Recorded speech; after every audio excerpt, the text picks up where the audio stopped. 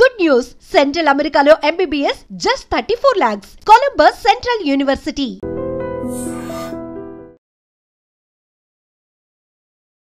నమస్కారం, welcome to I dream. ధర్మ మార్గం విత్ విజిత కార్యక్రమానికి స్వాగతం.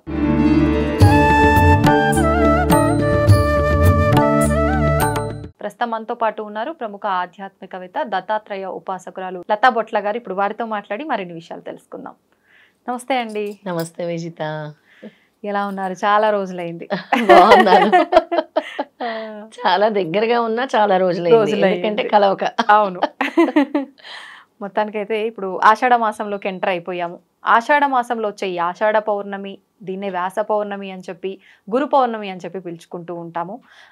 ఈ రోజున ప్రత్యేకించి ఒక గురువుకి కృతజ్ఞత తెలుపుకోవాలి అని చెప్పి అంటూ ఉంటారు. అంటే కొంతమంది దత్తాత్రేయుని గురువుగా భావిస్తారు, కొంతమంది రాఘవేంద్ర స్వామి అంటుంటారు, కొంతమంది శివున్నే గురువుగా అంటుంటారు, తల్లి తండ్రిని గురువుగా అంటుంటారు, రకరకాలుగా చెప్తుంటారు. అసలు ఎవరిని గురువుగా స్వీకరించాలి, ఎవరికి మనం కృతజ్ఞత తెలుపుకోవాలి ఆ రోజున? చాలా చక్కటి ప్రశ్న విజిత. గురు పౌర్ణమి అంటే ఈ ఆషాఢ గురు పౌర్ణమి వ్యాస పౌర్ణిమ. ఎందుకంటే మనకి భగవత్ పురాణాలను అందించింది వ్యాసుడే. ఆయన అందించకపోతే మనకు తెలియదు.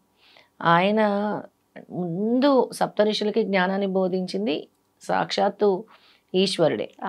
తర్వాత సప్తఋషుల నుంచే గురు పరంపర కొనసాగుతూ వచ్చింది.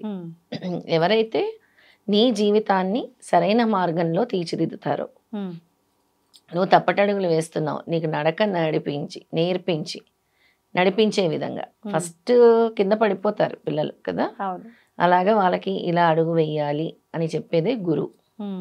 దీనికి నిదర్శనం ధౌమ్యుడు అనే గురువు ఉండేవారు. ధౌమ్యుడు, ఆయనకు 3 శిష్యులు ఉండేవారు. ఆ 3 శిష్యుల్ని పరీక్షించదలిచారనమాట. గురుచరిత్రలో ఒక అధ్యాయం కూడా ఉంటుంది. ఒక్కొక్కరికి ఒక్కొక్క పరీక్ష పెట్టేవారు. ఆ పరీక్షలో ఎప్పుడైతే శిష్యులు ఆ పరీక్షలో ఉత్తీర్ణత పొందుతారో అప్పుడు వాళ్ళకి నీకు విజయ పదం వస్తుంది, నీకు ప్రఖ్యాతి చెందుతావు నువ్వు అని ఒక్కొక్కరిని ఒక్కో విధంగా దీవించారనమాట. అలాగా 3 శిష్యుల్ని కూడా ఒక్కొక్క విధంగా, ఏ శిష్యుని ఏ విధంగా రూపుదిద్దాలో ఆ గురువుకే తెలుసు. అలాగే ఇంకొక గురు శిష్యులు కూడా ఉండేవారు.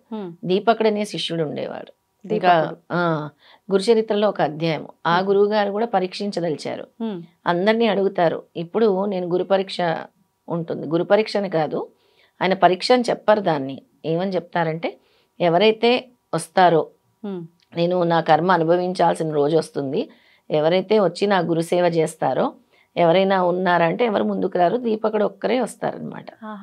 ఆ ఇద్దరు కలిసి కాశీ బయలుదేరి వెళ్తారు. కాశీలో గురు శిష్యులు, కాశీలో ఆ గురువు గారికి కుష్టి వ్యాధి వస్తుంది. మరి కర్మ అనుభవించాలన్నారు కదా, ఆ కుష్టి వ్యాధి వస్తే గురువు గారికి దీపకుడు సేవ చేస్తూ ఉండాలి. ఎంత కష్టము! రోజు ఆ శుభ్రపరచాలి, గురువు గారిని స్నానం చేయించాలి, భోజనం తీసుకురావాలి, భోజనం యాచించి తీసుకురావాలి. ఇవన్నీ చేస్తే గురువు గారు ఒక్కోసారి తిట్టేవారు, కసిరేవారు, కొట్టేవారు, పళ్ళెం విసిరేసేవారు, అన్నీ చేసేవారు. కావాలనేనా? గురు పరీక్షలు ఉంటాయి, గురు పరీక్షలు. ఓర్పుతో ఉండేవాడు దీపకుడు. ఆ గురుభక్తికి మెచ్చి ముందు విష్ణుమూర్తి ప్రత్యక్షమవుతారు. విష్ణుమూర్తి, సాక్షాత్ విష్ణుమూర్తి. దీపక, నీ గురుసేవకు మెచ్చాను, అసలు పూర్తి విశ్వాసంతో నువ్వు గురువుని సేవిస్తున్నావు, ఎక్కడైతే గురుసేవ జరుగుతుందో అక్కడే మేము త్రిమూర్తులం కూడా ఉంటాము అని చెప్తారు. దీపకుడు అంటాడు, నేను మిమ్మల్ని స్మరించనైనా స్మరించలేదే స్వామి, మీరు ఎందుకు వచ్చారు అని అంటే, నీ గురుభక్తికి మెచ్చి వచ్చాము, ఎక్కడైతే అనంతమైన గురుభక్తి ఉంటుందో అక్కడే మేము ఉంటాము అని చెప్పారనమాట. అప్పుడు ఏం కోరిక కావాలి అని అడుగుతారు. ఈశ్వరుడు విష్ణుమూర్తి ఇద్దరు కూడా అడుగుతారు. నేను అప్పుడు నా గురువు గారు బాగుంటే చాలు అంటారు. గురువు గారికి మరింత కోపం వస్తుంది. ఏవిరా, నాకు సేవ చేయలేక నువ్వు నా రోగం కుదిర్చాలని చూస్తున్నావు అంటారు అని అంటారు. అప్పుడు ఈశ్వరుడు కూడా అడుగుతాడు, నాయన నీ గురుభక్తికి మెచ్చాము మేము త్రిమూర్తులము, ఎవరైతే అనంతమైన భక్తి విశ్వాసాలతో గురువుని సేవిస్తారో మమ్మల్ని చేరుకున్నట్టే 33,000 కోట్ల దేవతలు కూడా సంతృష్టి చెందుతారు. అది ఎప్పుడు దత్తారాధన చేస్తే. దత్త చరిత్రలోని ఒక అధ్యాయమే ఇది అనమాట. అలా ఆ విధంగా పరిపూర్ణమైన గురుభక్తి ఏ శిష్యుడికైతే ఉంటుందో అన్ని కర్మబంధాల నుంచి కూడా ఆయన విముక్తి పొందుతాడు. సక్రమ అంటే అసలు మంచి గురు మార్గంలో నడుచుకుంటాడు అని చెప్తున్నాయి అనమాట మన పురాణాలు. ఎన్నో కథల రూపంలో కూడా తెలియజేశారు మనకి. కానీ ఇప్పుడు మనకు అట్లాంటి గురువులు కానివ్వండి, ఒక గురువే శిష్యుని ఎంచుకునే విధానం అయితే లేదు. మరి మనం ఎవరిని గురువుగా తీసుకోవచ్చు అంటారు? మనం ఆదిగురువు దత్తాత్రేయ స్వామి చరిత్ర పారాయణం చేసినా, ఆయన స్తోత్రం పఠించి ధ్యానం చేసినా, ఏ గురువు నాకు ఒక గురువుని చూపించండి స్వామి అంటే తప్పకుండా చూపిస్తారు విజిత. నా గురువుని మీరే చూపించాలి అంటే కళల రూపంలో అయినా చూపిస్తారు, ఏదో ఒక రూపంలో ఆయనే నీ గురువు, ఆవిడే నీ గురువు అని ఆ మార్గాన్ని అయితే దత్తాత్రేయ స్వామి ఖచ్చితంగా చూపిస్తారు. ఎప్పుడైతే ఆదిగురు దత్తాత్రేయ స్వామిని పట్టుకుంటామో ఆ రూట్ కరెక్ట్గా చూపిస్తారు. నువ్వు వెళ్ళాలి, ఆ గురువునే నువ్వు పట్టుకోవాలి, నీకు మార్గదర్శి ఆ గురువే, ఆ గురువుని నువ్వు ఆరాధించాలి, ఆ గురు మార్గంలో నువ్వు వెళ్ళాలి అని అంటారు. ఇక గురువుకి కృతజ్ఞతలు తెలుపుకోవాల్సిన రోజు. ఎక్కడెక్కడ గురువులు ఉంటారో గురువులందరికీ వెళ్ళి గురు పాదుకా పూజ, ఏ గురువుకైనా పాదుకలు, దత్తాత్రేయ స్వామికి కూడా పాదుకా పూజే. అందుకే స్వామికి మేము పాదుకల అభిషేకము, గురు పాదుక స్తోత్రం చేస్తాము. అలాగే అఖండ సిద్ధమంగళ స్తోత్రం పారాయణం చేస్తాం. అఖండ సిద్ధమంగళ స్తోత్రము పారాయణము అని అంటే ఏ స్తోత్రానికైనా సిద్ధపురుషులు రారు, ఈ స్తోత్రం పఠిస్తే సిద్ధపురుషులు వస్తారు. ఇది ఒక మహా అద్భుతమైన స్తోత్రం అన్నమాట.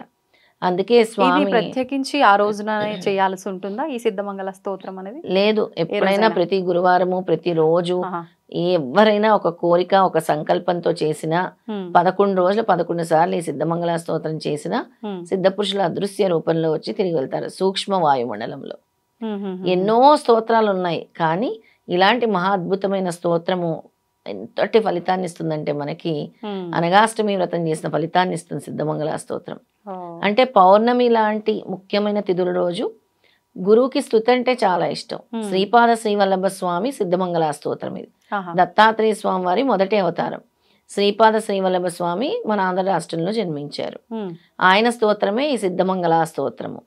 వాళ్ళ తాతగారు వాళ్ళ మనవడు దత్త పరంపరతో వాళ్ళ ఇంట్లో దత్తాత్రేయ స్వామి స్వయంగా వాళ్ళ ఇంట్లో జన్మించారు అని శ్రీపాద శ్రీవల్లభ స్వామి దత్త దర్శనం ఇచ్చినప్పుడు పాడినటువంటి స్తోత్రమే సిద్ధమంగళ స్తోత్రం.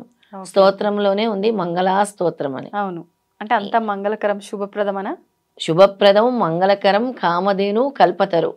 ఈ కలియుగంలో నువ్వు ఏది అడిగితే అది ఇచ్చే స్తోత్రం ఈ సిద్ధమంగళ స్తోత్రం.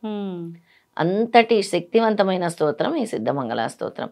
ఈ పౌర్ణమి తిథి రోజు పఠించడం వల్ల 1000 రెట్లు ఫలితం ఉంటుంది. స్వామి నాకు చెప్పారంటే మెసేజ్ ఇచ్చారు, స్వామిని నేను ఎప్పుడు అడుగుతాను, స్వామి మీకు ఏం చేయమంటారు అని, ఎలాంటి కార్యక్రమాలు చేయమంటారు అని. అఖండ సిద్ధమంగళ స్తోత్రం చేస్తే నేను సూక్ష్మ రూపంలో వస్తాను, ఏదో ఒక రూపంలో అని స్వామి. ఆయన ప్రెజెన్స్ సూక్ష్మంగానే ఇస్తారు మనకి, ఏ రూపంలో వచ్చి వెళ్తారో తెలియదు. ఆ రూపంలో స్వామి మనకు ప్రత్యక్షం అవ్వాలంటే మనకు మోక్షమే, ఇంకా మనం ఉండం. అంటే మీకు ఇది స్వామివారి కళలో చెప్పారా? ఎలా, ఏ సమయంలో? స్వామి మనకి ఒక ఇంట్యూషన్ ఇస్తూ ఉంటారు, ఇలా చెయ్యి కార్యక్రమం, ఇలా చెయ్యి. ఎప్పుడైతే ఆయన ఆరాధనలో ఆయన పీఠంలోనే నిరంతరము ఆయన ధ్యాసలోనే ఉంటే ఆయనే గైడ్ చేస్తూ ఉంటారు. ఆయనే మనకి ఆలోచన కల్పిస్తారు, ఆ స్పందన కల్పిస్తారు, మన హృదయంలో ఆలోచన కల్పిస్తారు. నువ్వు ఇది చెయ్యాలి, నేను వస్తాను, నా ప్రెజెన్స్ వస్తుంది అని చెప్పారనమాట. అందుకే అఖండ సిద్ధమంగళ స్తోత్రం పారాయణము 3 రోజులు జరుగుతుంది గురు పౌర్ణమి సందర్భంగా. ఎంతమంది కలిసి చేస్తారు? సామూహికంగా ఎంతమంది వస్తే అంతమంది జాయిన్ అవ్వచ్చు, ఎవరైనా జాయిన్ అవ్వచ్చు అనమాట. ముఖ్యంగా ఒక 20 మంది 30 మంది ఇంకా ఎక్కువ పెరుగుతూ ఉంటారు. 3 రోజుల పాటు 3 రోజులు బ్యాచెస్ కింద ఉదయం 6 నుంచి మధ్యాహ్నం 12 గంటల వరకు ఒక బ్యాచ్, మధ్యాహ్నం 1 గంట నుంచి సాయంత్రం 7 గంటల వరకు ఒక బ్యాచ్, 7 నుంచి రాత్రి 12 గంటల వరకు ఒక బ్యాచ్, 12 నుంచి ఉదయం 6 వరకు ఒక బ్యాచ్. నిద్రపోరా? నిద్ర ఉండదు. 3 రోజులు స్వామి అలాగా పగలు రాత్రి చేయమన్నారు. అన్ని బ్యాచ్లతో పాటు మీరైతే ఉంటారు కదా? నేనైతే ఉంటాను, నేను ఉండాలి కదా తప్పకుండా. ప్రతి బ్యాచ్ లోని ఉంటాను కాసేపు. కానీ అక్కడ అఖండ సిద్ధమంగళ స్తోత్రం జరగాలి పీఠంలో, కంటిన్యూస్ గా జరగాలి. ఈ బ్యాచ్ వెళ్ళినప్పుడు వేరే బ్యాచ్ వచ్చి అలా రెస్ట్ తీసుకోవచ్చు.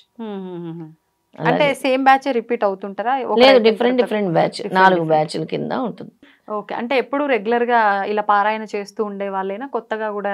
కొత్త వాళ్ళు వస్తారు, పాత వాళ్ళు వస్తారు, అందరు కలిసి కొత్తగా వచ్చి నేర్చుకోవాలని పాడాలనుకునే వాళ్ళు కూడా వస్తూ ఉంటారు. చాలా బాగుంటుంది ఈ సిద్ధమంగళ స్తోత్రం, అసలు వింటే వినాలనిపిస్తుంది. ఈ సిద్ధమంగళ స్తోత్రం పఠించడం వల్ల స్వామి 1000 మంది బ్రాహ్మణులకు భోజనం పెట్టిన ఫలితాన్ని ఇస్తున్నారు. అనగాష్టమి వ్రతం చేసిన ఫలితం ఇస్తున్నారు. కోరిన కోరికలు వెంటనే నెరవేరుస్తున్నారు. సిద్ధ పురుషుల దర్శనాస్పర్శనాలు, పుణ్యక్షేత్రాల సందర్శనాలు కల్పిస్తున్నారు. అలాగే మనస వాచ కర్మన ఎవరైతే ఈ స్తోత్రాన్ని పఠిస్తారో శ్రీపాద శ్రీవల్లభ స్వామి కృపకు పాత్రలు అవుతారు. అలాగే ఎక్కడైతే ఈ స్తోత్రం పఠిస్తామో ఇక్కడ పఠించినా కూడా సూక్ష్మ వాయుమండలంలో సిద్ధ పురుషులు అదృశ్య రూపంలో తిరుగుతారు. అలాంటి మహా అద్భుతమైన స్తోత్రం ఈ సిద్ధమంగళ స్తోత్రం. మహిమాన్వితమైన స్తోత్రం అని చెప్పొచ్చు అన్నమాట. అంటే మనకి ఏదైతే కావాలో అవన్నీ ఇది చేయడం వల్ల కలుగుతుంది అనేది ఏదైనా ఉంది ఈ రోజున అంటే సిద్ధమంగళ స్తోత్రం. భగవంతుడికి స్తుతి అంటే చాలా ఇష్టం విజిత. ఆయన్ని పొగిడి ఆయన ఫ్యామిలీని మనం అన్నమయ్య స్తుతిస్తేనే కదా గేయాలి. అన్నమాచార్య కీర్తనలు పాడుతుంటేనేగా స్వామి ప్రత్యక్షమయ్యారు అందరికీ కూడా. అలాగే శ్రీపాద వల్లభుడు తల్లిదండ్రుల గురించి, అక్కా చెల్లెళ్ళ గురించి, వాళ్ళ తాతగారి గురించి, వాళ్ళ అమ్మమ్మ గురించి ఉంటుంది ఈ స్తోత్రంలో స్తుతిస్తున్నాం. అలాగే సవిత్రకాటక సైనం గురించి ఉంటుంది. స్వామి బోధించిన సంఖ్య గురించి ఉంటుంది దీంట్లో. Okay okay. అంటే అంత ఒక వివరణ శ్లోకం రూపంలో ఉంటుంది. ఎంతసేపు అంటే ఇది అంటే కంటిన్యూస్ గా మీరు చేస్తుంటారు? ఓకే, అసలు ఎంతసేపు పడుతుంది మామూలుగా ఇది ఒకసారి చదవాలంటే 2 minutes 1.5 minutes కూడా పడుతుంది. అంటే దాన్ని ఇంకా రిపీట్ చేస్తూ ఉండాలా కంటిన్యూగా? అలా ఈ 3 రోజులు చేయడం వల్ల ఎంత సంఖ్య చేయొచ్చు అంటారు సుమారుగా? ఎప్పుడు ఇది వరకు మేము గతంలో 1,08,000 సార్లు చేసాము, 54,000 సార్లు చేసాము. అలా అంటే ఇప్పుడు మీరు రోజులు మాత్రమే ఎన్ని అయినా సరే కౌంట్ గానీ రోజులు అనుకున్నారా లేదంటే సంఖ్య అనుకున్నారా? ఇప్పుడు మాత్రం సంఖ్య అనుకోలేదు. స్వామి 3 రోజులు 3 రాత్రులు 3 పగళ్ళు 3 రాత్రులు నిర్విరామంగా చేయమన్నారు. ఇది వరకు పిఠాపురంలో 54,000 సార్లు, గానగాపురంలో 10,008 సార్లు, కురవపురంలో 34,300 సార్లు చేసాం. మళ్ళీ పోయిన రాఖీ పౌర్ణమికి పిఠాపురంలో 1,08,000 సార్లు చేసాం. అలా సంఖ్య ఒక్కోసారి స్వామి మనకు సూచిస్తూ ఉంటారు.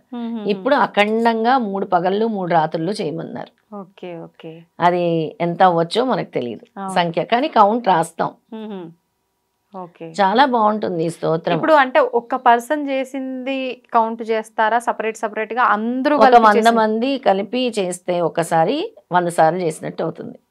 ఒక 100 మంది ఒకసారి చదివితే 100 times చదివినట్టు అవుతుంది. సపరేట్ కౌంట్ అవ్వదు. 108 కలిపి 108 మెంబర్స్ ఒకటేసారి చదువుతున్నారు కదా, అప్పుడు 108 times అవుతుంది. అలా అవుతుంది. అలా ఎంత జనం ఎక్కువ పెరిగితే అంత సంఖ్య పెరుగుతుంది మనకి. ఇప్పుడు మామూలుగా అంటే మీరంటే ఇలా 3 రోజులు పగలు రాత్రి అన్నారు. నార్మల్ గా ఎవరైనా చేస్తే వాళ్ళకి అన్ని రకాలుగా అంటే వస్తుంటాయి, అన్ని సమకూరుతాయి అన్నారు కదా. మరి వాళ్ళు చేసుకోవాలంటే ఎంత సంఖ్య చేసుకోవచ్చు లేదంటే ఎంత సమయం చేసుకోవచ్చు? వాళ్ళు ఎవరైనా సరే సిద్ధమంగళ స్తోత్రం చేయాలి అని అంటే, కోరిక తీరాలి అంటే 11 రోజులు 11 సార్లు చేసుకోవచ్చు.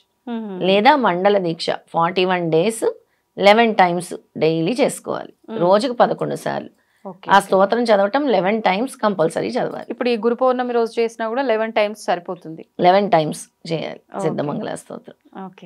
11 times సిద్ధమంగళ స్తోత్రం చేయాలి. అలాగే గురు పాదుక స్తోత్రాన్ని జపించాలి, గురు పాదుక పూజ చేసుకోవాలి. గురువుకి సంబంధించిన ఏ స్తోత్రాలు పఠించినా కూడా గురువు యొక్క అనుగ్రహం కలుగుతుంది. గురువుకి సంబంధించి పసుపు రంగు వస్తువుల్ని దానం చేయటము, అంటే పులిహోర లాంటివి చేసి, ఎల్లో కలర్ స్వీట్స్, అలాగే ఎల్లో కలర్ వస్త్రాలు ధరించి గురువుని గనక పూజిస్తే ఎక్కువగా ఆధ్యాత్మిక ఉన్నతి కలుగుతుంది అనమాట. ఓకే, ధన్యవాదాలండి. నమస్తే. తవ్వుతున్న శివలింగం సరే దాన్ని అట్లా కప్పేసేయండి, చూపించదండి. Krishna is there. మూర్తి పూజ కాదు, సాక్షాత్ బ్రజేంద్ర నందన భగవాన్ ఉన్నారు మూర్తిలో. ఏమీ ఆశించకుండా ఆరాధించే వాళ్ళు కూడా ఉన్నారా ప్రభుజీ? నిజమైన భక్తి అంటే మనకు తెలియదు కాబట్టి